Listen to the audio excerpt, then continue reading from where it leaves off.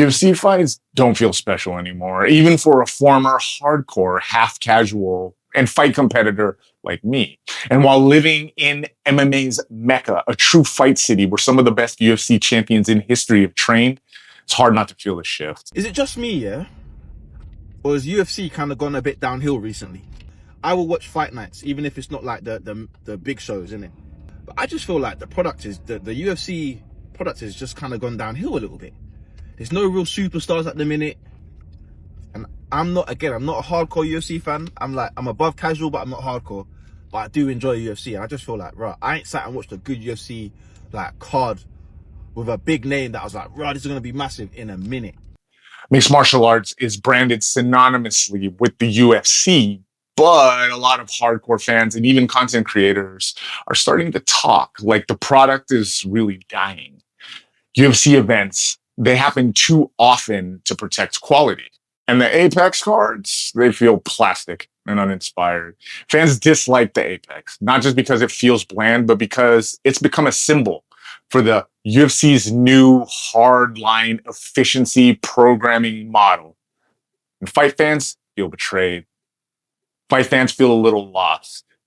These are the folks who invested years into MMA culture, building it when UFC asked them to rally and help grow the sport. But now it feels like those same folks are being abandoned right when the money is getting good. The 2026 version of the UFC has a lot of fight card hype, but fans are left underwhelmed now more than ever. So today, we need to talk about why UFC fights don't feel special anymore. They feel too corporate. They feel too watered down. They feel too political. And that sucks because these fighters are among the toughest and hardest working athletes on the planet. The UFC really fallen off recently. I honestly get asked this all the time, and I think I gotta answer it now. I'm one of those type of people that try to bring a positivity to the MMA content and, make sure the community's healthy and things like that. I love the small fights. I love the Apex. I'm watching from the first fight to the last. I'm always trying to give the benefit of the doubt when I talk about fighters. Most of the time, as much as I can, I try to be positive. I don't call fighters trash. I don't, try to bring negative parts about the fighters and their outside drama in the outside world, okay? But I kind of feel like the UFC's fallen off. Look, all respect to Dana for everything he's done for the UFC. I mean, his whole entire build of the UFC has been amazing. It's just recently, all I'm seeing is ads, and I'm missing the walkouts. There's not much promotion and stuff. I have to watch a live of you announcing the fights rather than building up a hype. The way you guys announced the UFC White House card, that was cool. That was sick. That was a little teaser. That was fine.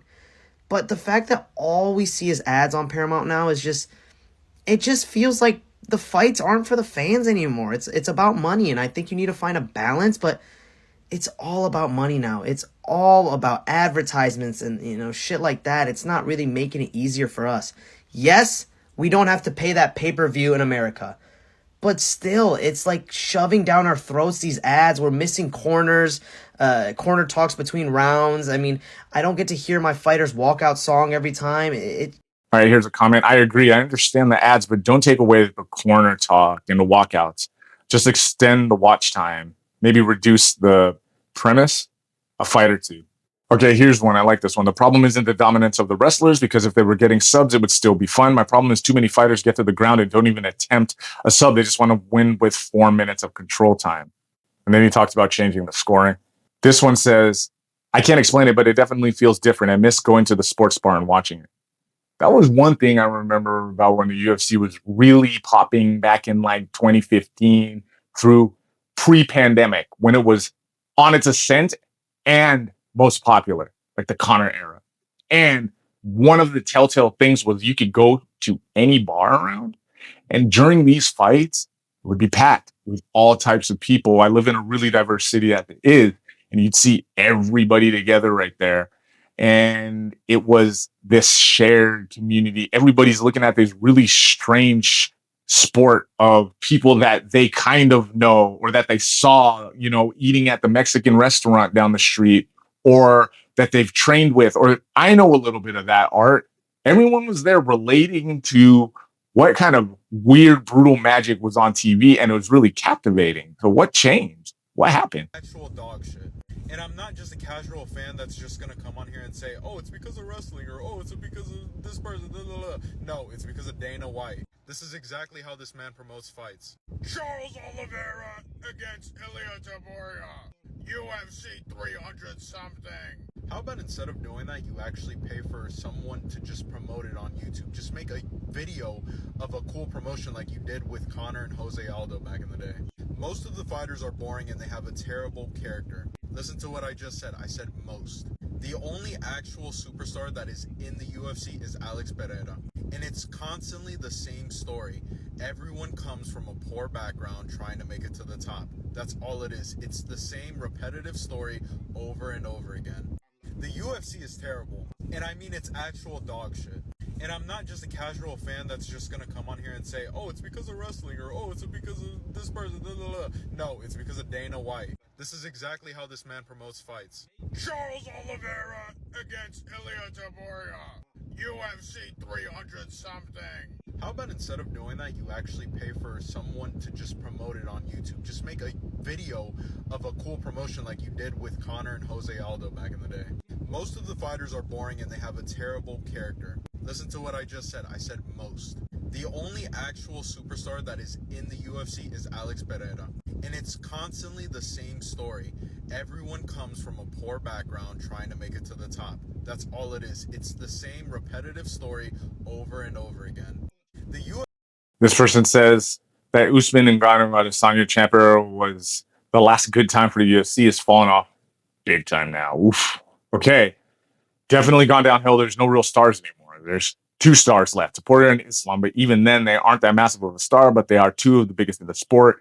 There's no youngsters coming through anymore. But why? Why are there no young? Where are the up and coming? The hungry lions, where are they at? He has adopted in order to make sure that it hits all of its benchmarks so that it can keep the train on the tracks means there has to be a decline in quality in some respects. The actual act of fighting, the martial arts part of it. We see that guys are way more comfortable with what you used to call lay and pray, right? Fans used to hate lay and pray, but it wasn't every fighter that used to employ that. It was wrestle heavy guys that knew that their stand up was okay, but their wrestling dominated. So they just lay and pray. Then they win. Fans used to hate this, but it was almost guaranteed to win. So fans today are feeling like lots of lay and pray now. Like what happened to the art, the stand up? What happened to all of the grappling? What happened to this vast variety of submission? When was the last time that we saw like a good Darce choke or a beautiful knee bar or an omoplata in the UFC? And truthfully, a lot of the title fights end up being amateur skill level kickboxing with the threat of takedown. So what is that? And what does that have to do with efficiency? What do you guys think? Do those 2 things like coincide with each other? They do, actually. If a fighter is going to lay and pray and they know that they'll pretty much win, and the upshot is a lot more money on a better pay raise, well, why would I not just sharpen my tools and get really excellent at the tool that's going to get me the win, the lay and pray? And this isn't always the way guys win fights. I think in the last BMF, there was some of this. I don't watch it much anymore. People were upset by that. But again, if there's no reason for people to kind of get exceptional at their striking, and we know I can kind of get away and anti-wrestle my way to victory, maybe even lay and pray, and we're all about efficiency here rather than danger, cool, skill. Am I not just going to do the, I want my bag. And not only that, I'm not here for a long time. I'm here for a short and a good. And I want my bag. I want my bag. The UFC has a big problem. Over the last year, their pay-per-view cards have had less interest, less hype, and less pay-per-view buys than ever. And it's hard to tell because the UFC doesn't put out their pay-per-view numbers, but I work at a bar that shows all of the fights, so I've been able to see the decline in real time over the last year. And even though the UFC does try and give us the matchups that we want to see in a timely manner. The problem is they have way too many pay-per-view cards. It's the reason why we're seeing guys like Alex Pereira fight 4 times in less than a year. I think the UFC should have a lot more free fight night cards where they can build up contenders and less popular champions and get them exposed to the public first, and then maybe have 4 or 5 marquee huge cards every year with all the most popular fighters and champions on them. Because the reality that we've seen over the last year or so is that MMA is one of the most injury-riddled sports in the world, right? So when you have this such crazy schedule of all these pay-per-view cards, they end up scrambling last minute to put cards together, and they're cards that people don't really care about. Not only that, but the crazy activity for the fighters leads to short notice fights, leads to injuries, leads to losses.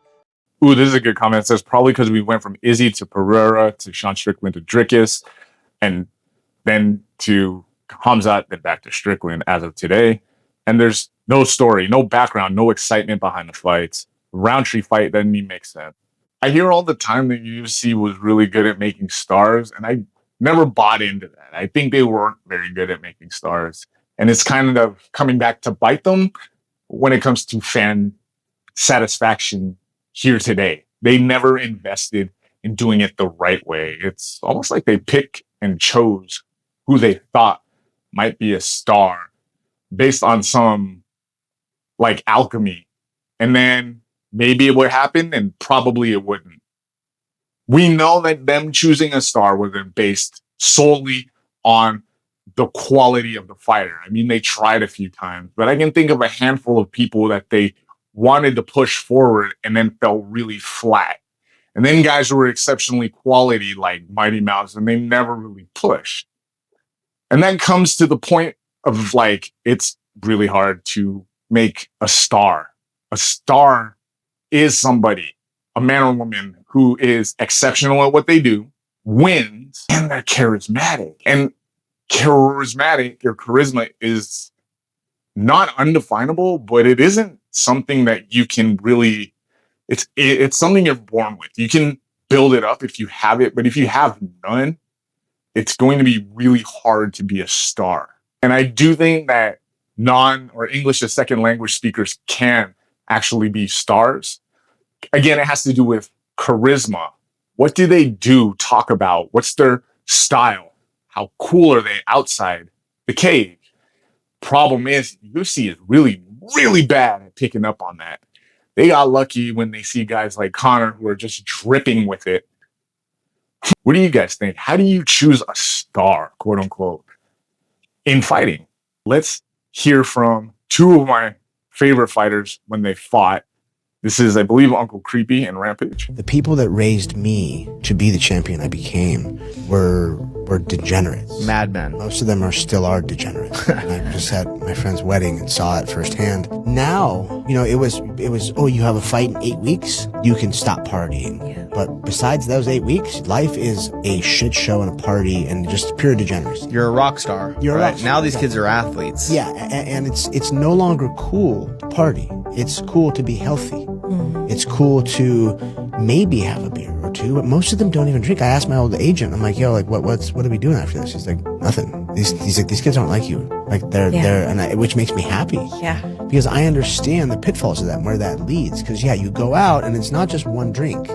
And then there's, all these other ancillary things that come up that are not healthy for the human body. Ooh, honest from Uncle Creepy right there, Ian McCall. I don't watch MMA that much anymore because I feel like a lot of the fighters now are fans from back in those days. You know? A lot of fighters now are like fighting not to lose. Cause back in the day when I started fighting, we used to walk in the cage, they locked the cage and the best man won, so you go out there and you had a fight. But that now everybody walking to the cage, they all well-rounded. Most people are really good at everything. Back when I first started fighting, saw my skills evolve over the years, but now they come in, people they're good at everything, and it makes for a boring fight a little bit to me. A lot of these bigger fights are a little bit more boring because they're just doing the rules. If you can sit on somebody for however long, then win the fight, then you're going to do that. But it's not that exciting. Well, you guys were like the original kind of superstars or superheroes or big names that like drove the sport. You know what it is? The guys used to specialize, right? Fighters used to specialize and then they don't anymore. So there's like this broad field of MMA and it's all the things you do. You kick sometimes, you might elbow, you might knee, you might go into a scramble, you might take it to the ground.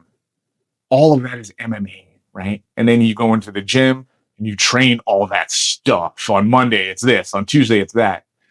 Back in the day, it was the other kind of sphere where it was put all of your martial arts training and carry it over to MMA, but you were really good at jiu-jitsu or your boxing or kickboxing or whatever it was, your taekwondo, and there was specialization. So there was this entropy, right? It's like, is this dude going to get a spinning back kick to the chest? But is he going to know what that is? This guy looks like a scary jiu-jitsu monster, but like, what's going to happen if someone touches his jaw? Is it going to explode? Has he ever been hit in the gym? That's all gone, right? Because there's no specialization, and that lack of specialization in favor of pure MMA acumen and a skill set makes for a more boring fight. I agree. It 100% does. So you're left with admiring the things that these guys don't do in front of you. And it's like, I'm cheering for stuff that you're not doing. Like, I bet they can throw a really dope spinning back fist. Too bad I'll never see it. So the branding is like more polished, more efficient. Is this the craziest collectible in all of sports? In the past few years, the UFC introduced something we've never seen before, the Name on Canvas collection. You pick an upcoming UFC card of your choice, you submit your name, and then it's printed on the official Octagon canvas for that card. But spots are limited to 100 per card. Oh, and did I mention there's even the possibility you'll see your name live on TV during the card? So you might be asking, is that all I get? My name's printed on the canvas and I might see it on TV? No. After the card concludes, the canvas is removed, sterilized, and then your name is cut out of it. Then it is framed up alongside an image that was taken at the card and shipped to you, which usually takes 2 to 3 months. No, this isn't an ad, but if you're wondering, these collectibles cost between $200 and $800 depending on the card. And if you think these prices are crazy, well, there's only 15 spots left for the upcoming UFC 328 card at the time of me filming this video, so clearly 85 other people thought it was a good buy. So is this the Low-key, not a bad price for what it is. Right away, I'm left thinking after I watched this, like, we used to put people's businesses and their names on the actual fighters' shorts. If you guys have been watching long enough, that stuff used to go on the actual shorts. Like, I've sponsored fighters before, and like our logo will go right on their actual shorts, and I'll pay them to do that. You know what I mean? And now it goes on the ring. Now it goes on the actual cage floor. And then instead of, you get, it's interesting, right? Why not just bring that, let's put that on the fighter, Reebok deal, or what is it now? Venom deal. Ah, man, that's a little too polished, maybe. What do you think? All right, so it's 2026. We know that the UFC has been mega political, and that has driven people in one direction or another, or in a third direction, which is I just don't watch it anymore. So for good, better or worse, the politicizing of MMA with regard to the UFC has definitely caused a shift. The UFC is losing its aura because every single time I turn on the UFC event, it's like I'm walking into a Trump rally, right? As a woman of color who has been watching the sport for over 10 years and who really enjoys combat sports, honestly, it's gotten to the point that I have my TV on mute until the Bruce Buffer comes on the mic and starts introducing, the fighters. Because it's like Trump this and MAGA that and Trump this. Like, bro, do you have no conscience, bro? Do you not know that you have women who watch the sport, people of color who watch the sport. I feel like I'm walking into a fucking Trump rally, bro. And let me not even get started on the main event cards, because honestly, last night's UFC was so underwhelming. The main card anyway. The fights before the undercards were even better, but the main card, bro, snooze fest. And on top of that, I have to sit through all your fucking MAGA coded fucking content. Grow up, wake up, bro. Like, I don't know if it's a TKO effect, Dana White being on Trump's all the time, but bro, dude, it's losing its aura, it's losing it. And for me, as a person who's loved the sport for so long, bro, it's super disappointing.